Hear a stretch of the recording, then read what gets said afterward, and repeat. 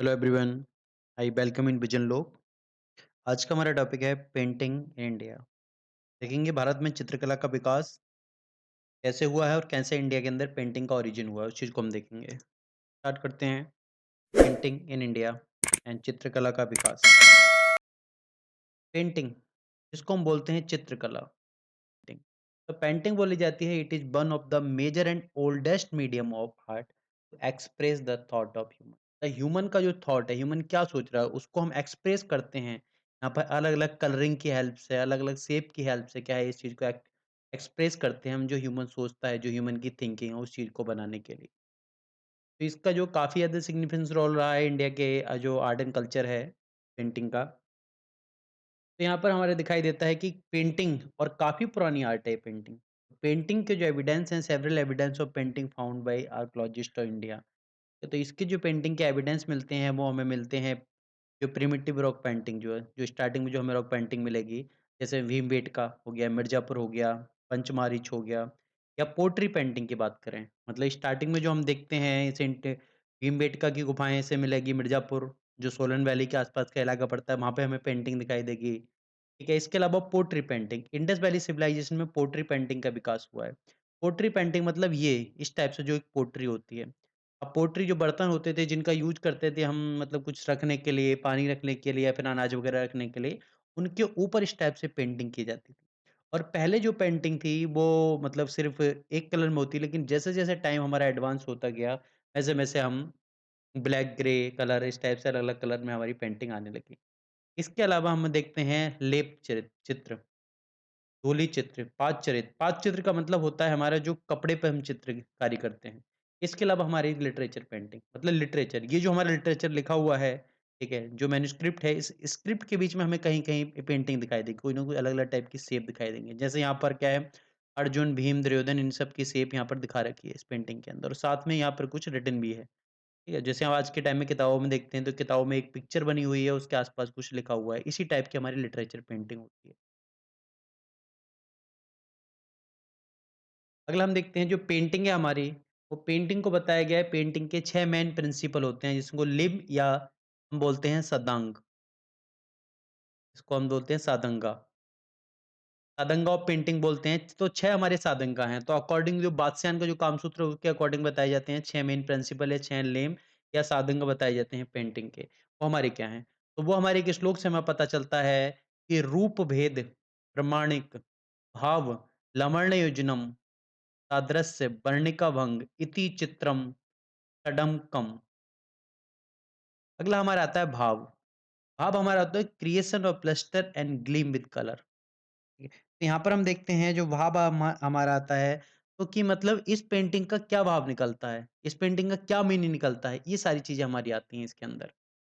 इससे हम क्या संदेश देने की कोशिश कर रहे हैं, उस चीज की बात करते हैं। अगला हमारा आता है लबरलम योजनम।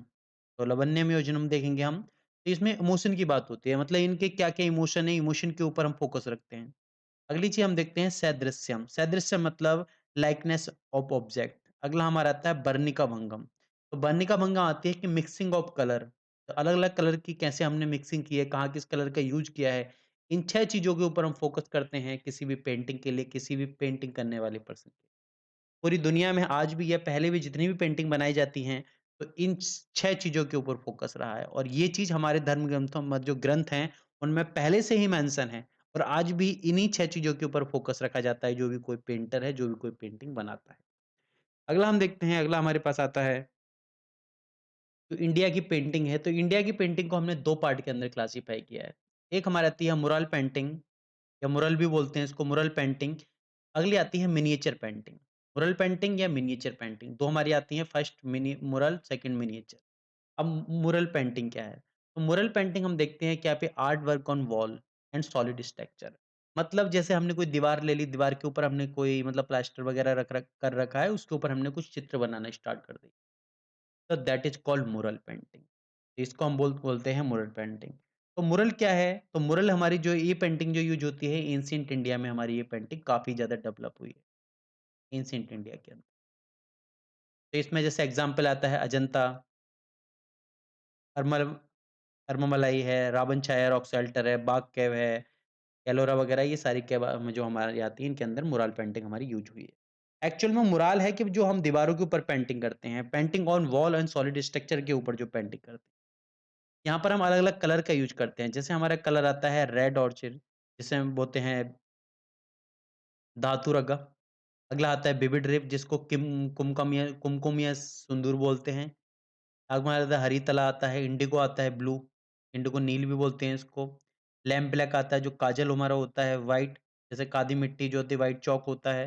टेरा मिट्टी मतलब जो गेरुआ कलर की मिट्टी होती है, इसके अलावा ग्रीन कलर भी यहाँ पर यूज़ किया गया है और ग्रे कलर भी इस मुराल पेंटिंग के अंदर यूज़ किया गया है। बट जो ग्रे कलर जो फाइंड हुआ है बहुत ज़्यादा रेयर है।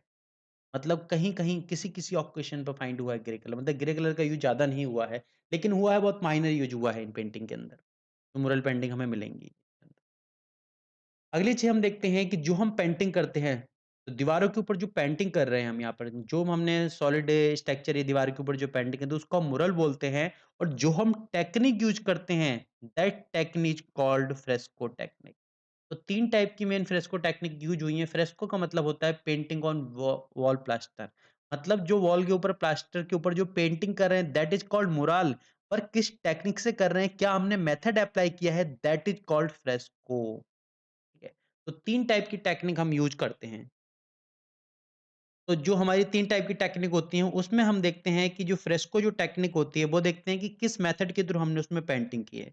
अगर हम किसी चीज़ को बोलेंगे कि ट्रू फ्रेस्को, अगर हम इस चीज़ को बोलेंगे कि हमारे पास क्या है, ट्रू फ्रेस्को है।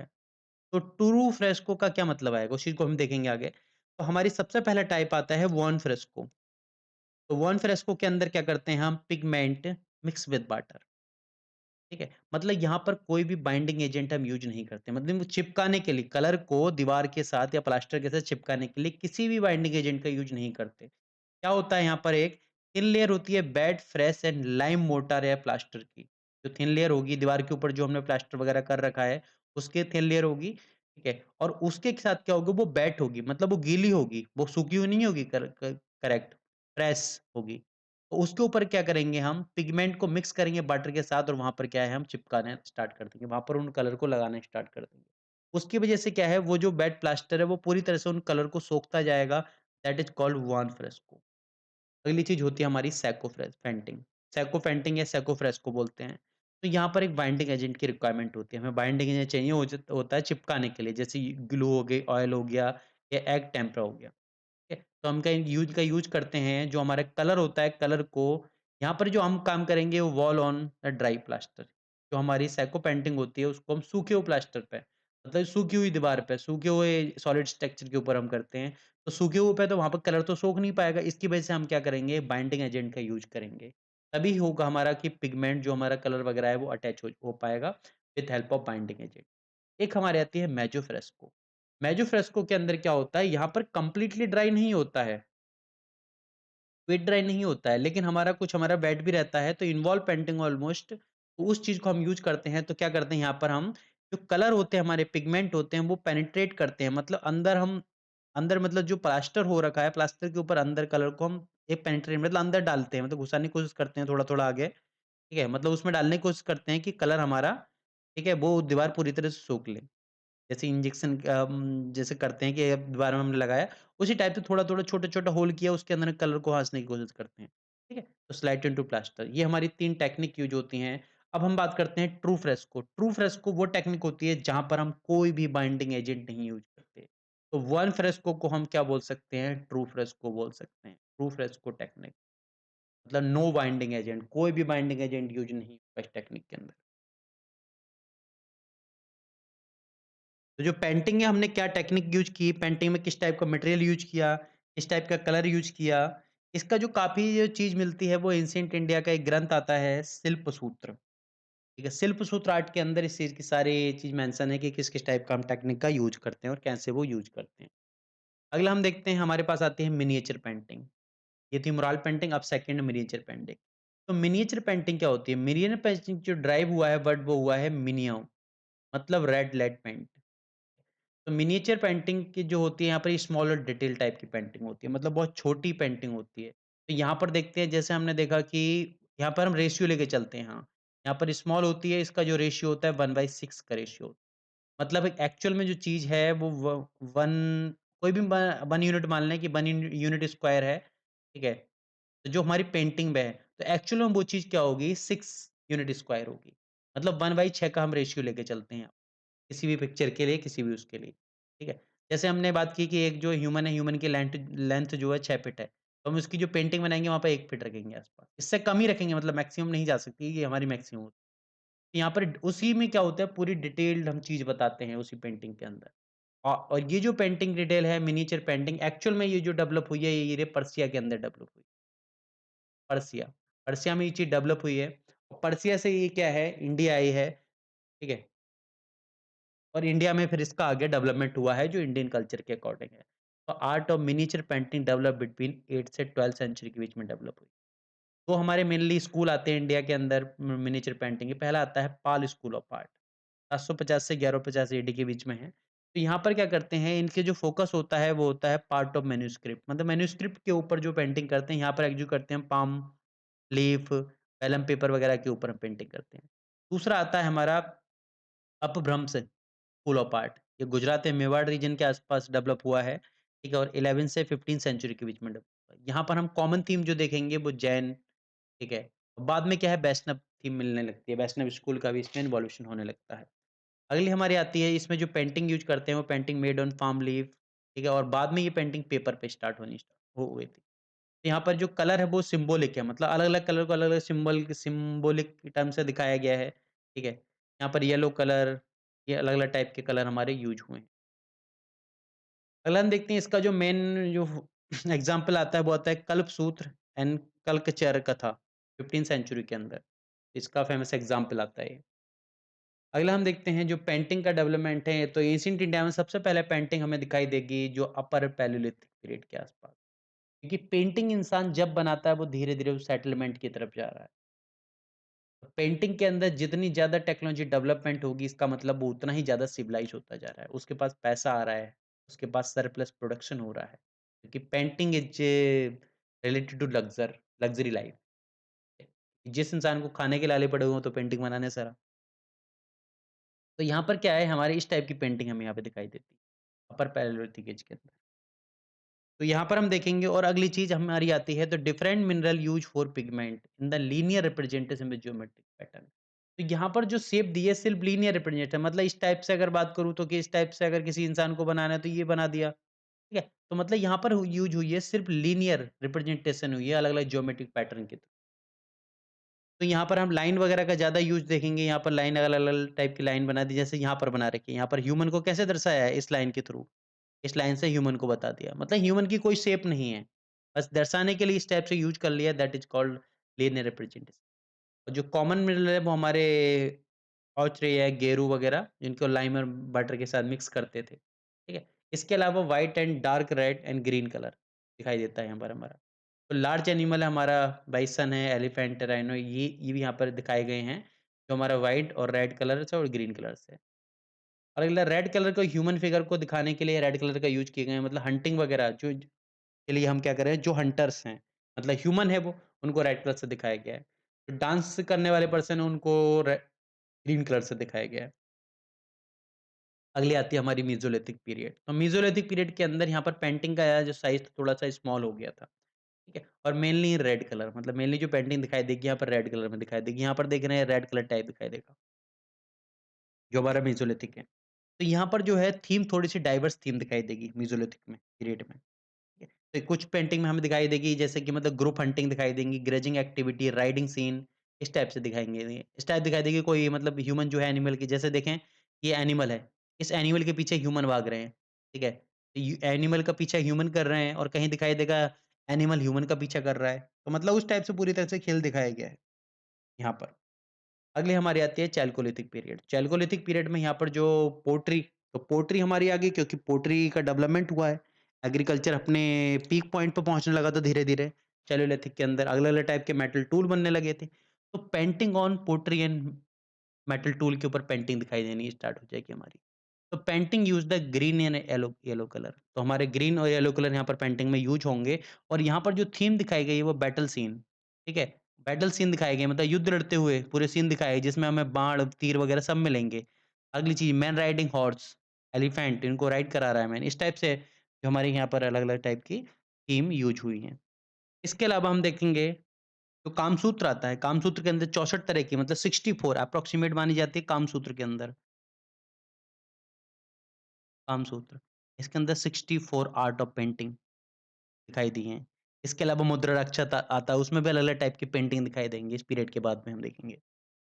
तो ये हमारी थी कुछ मतलब टाइम पीरियड के अकॉर्डिंग पीरियड। अब हम आगे चलते हैं, अगले हमारी आती है मेन पेंटिंग है भीमबेटका रॉक पेंटिंग।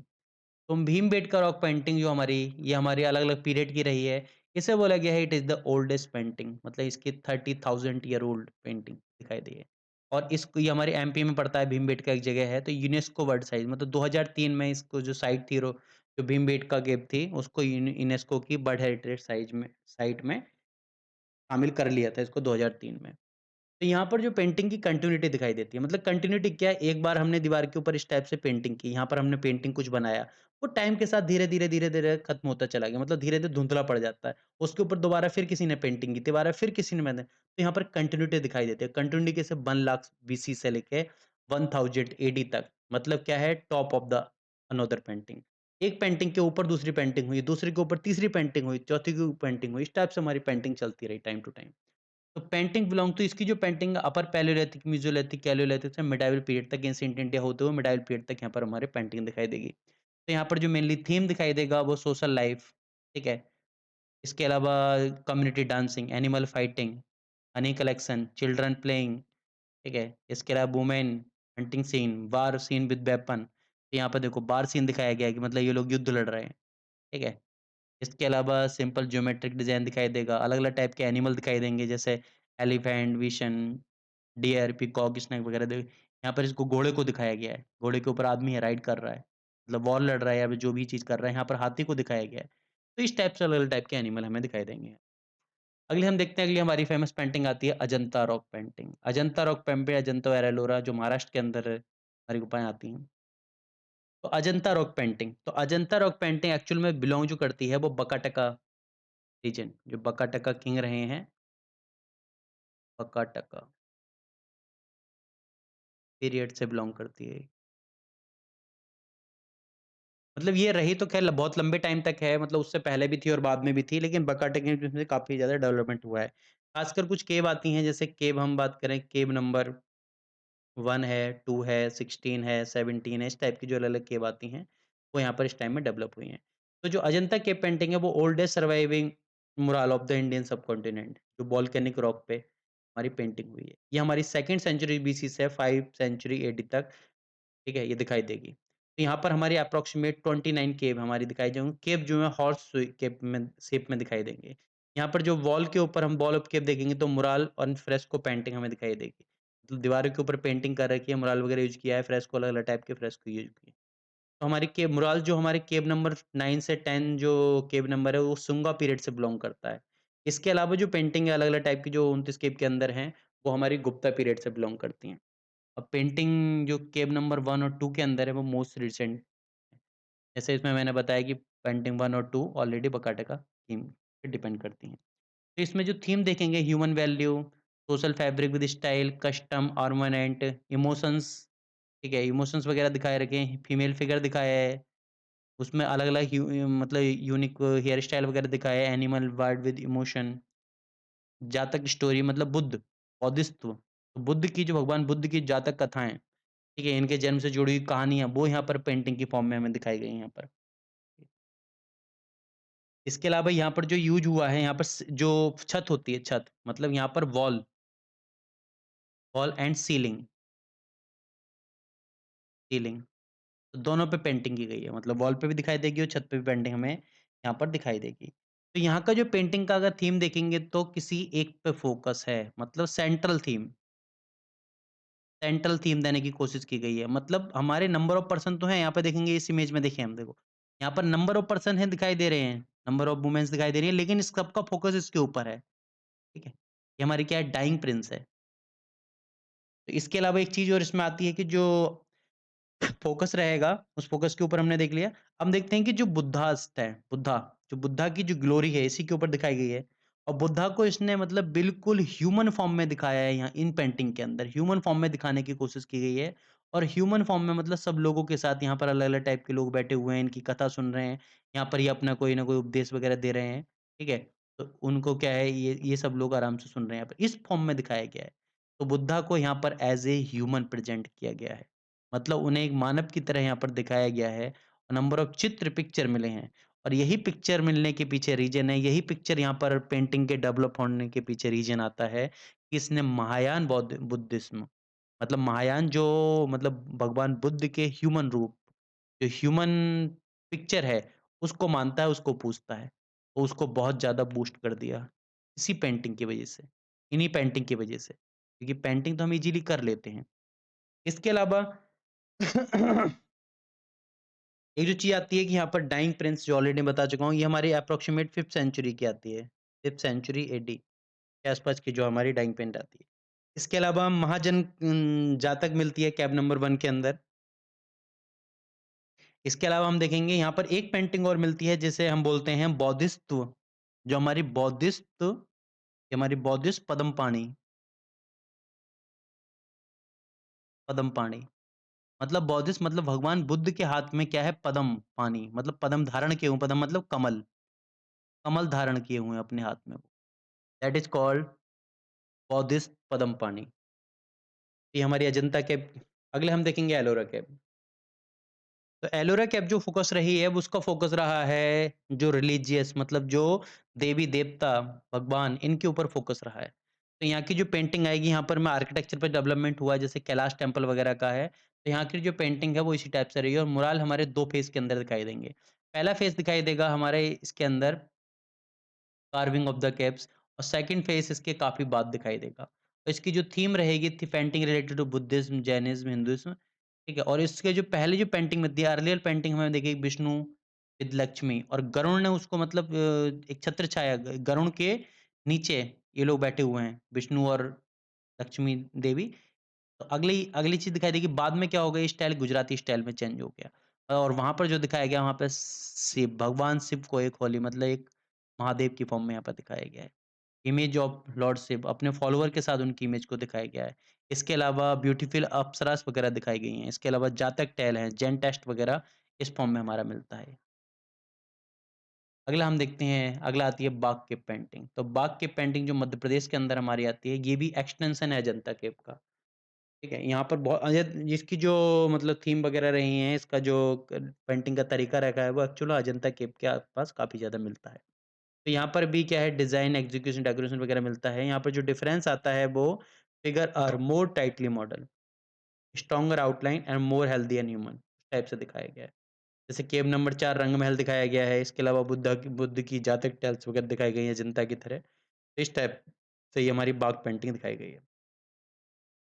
अगला हम देखते हैं, अगला हम आती है अरमामलाई केव पेंटिंग जो तमिलनाडु के अंदर है। तो यहाँ पर भी जैन टेम्पल मतलब ये बाद में क्या है जैन टेम्पल में कन्वर्ट हो गई थी ये जो केव थी। तो यहाँ पर जो जैन भिक्षु थे वो यहाँ पर रुकते थे मतलब आके रुकते थे। उनका रेस्ट प्लेस बोला जाता है। ठीक है? तो यहाँ पर क्या है इस टाइप की हमारी पेंटिंग यहाँ पे दिखाई देगी। अरमामलाई मतलब किसी पर्सन को इस टाइप से दिखाने के लिए अलग-अलग कलर का यूज़ किया गया है। तो beautiful colourful painting on wall and roof दिखाई देगी हमारी। इसे अस्तगिक फलक्स dating protecting at corner and Jainism की पेंटिंग हमें दिखाई देगी। अगला हमारा आता है सितानवस केव।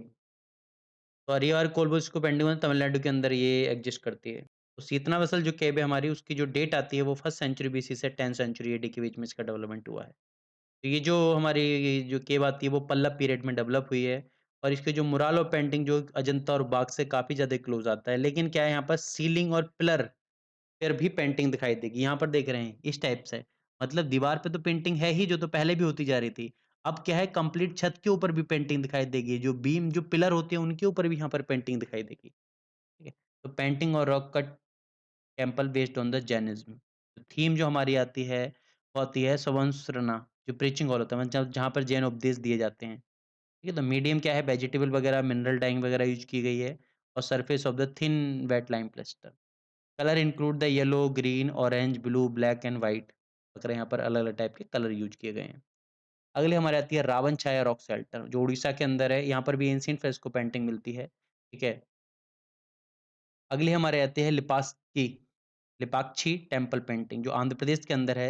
यहाँ पर भी मुराल पेंटिंग हमारी काफ़ी ज़्यादा फेमस दिखाई दी है। लिपाक्षी ये विजयनगर पीरियड की पेंटिंग आती है। विजयनगर पीरियड का ज़्यादातर पूरी तरह सोशल थीम, ठीक है? इनके एक तरह से सोशल थीम भी आते हैं, इसके अलावा रामायण, महाभारत या इनकार्सेशन ऑफ विष्णु की थीम भी रही है इनकी। अगली चीज़ complete absence of primary colour.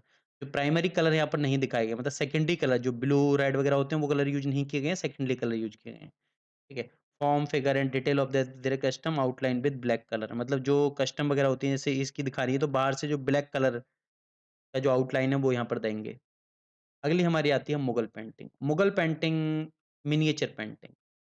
Miniature painting का जो रियल में डेवलपमेंट हुआ है वो आफ्टर मुगल डेवलपमेंट हुआ है।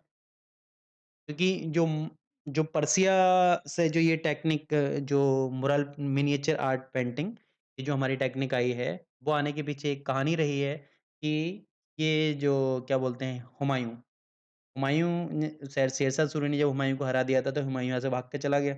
अब जाने के बाद वहाँ पर्सिया गया वहाँ पे हेल्प माँगने, तो वहाँ पर काफ़ी टाइम रुका और जब वापस आया, तो Humayun return from exile along with 2 Persian artist, Mir Syed Ali और अब्दाद समद, इन 2 के साथ भारत वापस आया और based on the Humayun instruction these Persian art create the many famous painting. ठीक है, इसमें हमारी आती है Khamsa Nizami, that is the Khamsa Nizami painting. तो मिनिएचर पेंटिंग के अंदर एक हमारा एक तो फिक्स साइज़ रहता है, स्मॉल पेंटिंग रहती है, एक रेशियो रहता है, ठीक है? लेकिन यहाँ पर आने के बाद में इंडिया में जो पर्सिया के जो इन्फ्लुएंस हुआ तो evolve from Persian school of miniature painting with Hindu, Buddhist and Jain influence.